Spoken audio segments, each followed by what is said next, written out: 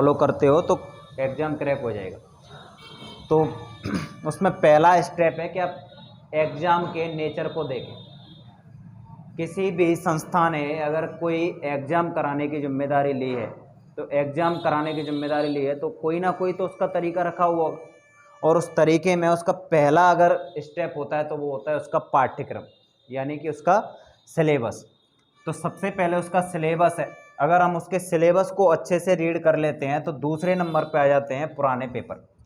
देखो, पाठ्यक्रम अगर बना रखा है तो पाठ्यक्रम से क्या हो जाता है, जब तक हम उसका पाठ्यक्रम नहीं देखेंगे, जब तक उसका सिलेबस हम नहीं देख पा रहे हैं, तो हमें कैसे पता चलेगा कि हमसे क्या उम्मीद कर रहा है, क्या एक्सेप्टेशन है इसकी।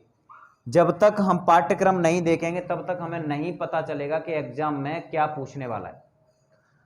तो पाठ्यक्रम सबसे ज्यादा जरूरी है। पाठ्यक्रम देखने के बाद दूसरे स्टेप है वो है पुराने पेपर। जब हम प्रीवियस ईयर क्वेश्चन पेपर देखेंगे तो प्रीवियस ईयर क्वेश्चन पेपर देखने से हमें ये पता चल जाता है कि इसका लेवल क्या है। अगर हम कोई हिस्ट्री की किताब देख रहे हैं तो हिस्ट्री की किताब में, उसी किताब में लिखा हुआ है कि अकबर के पापा का नाम क्या है, और उसी किताब में लिखा हुआ है कि हमें अकबर की राजस्व नीतियां बताइए।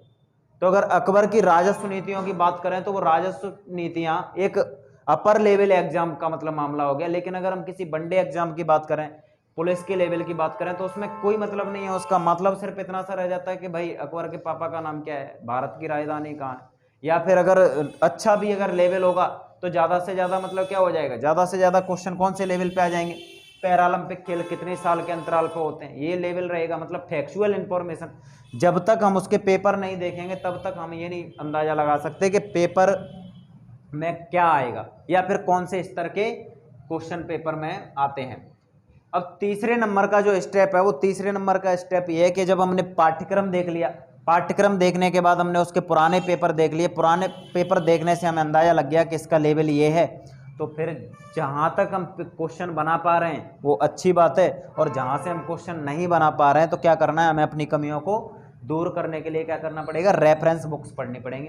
और रेफरेंस बुक्स मतलब आप कैसे पढ़ोगे, वो आप नहीं पढ़ सकते तो आपको टीचर की गाइडेंस लेनी पड़ेगी।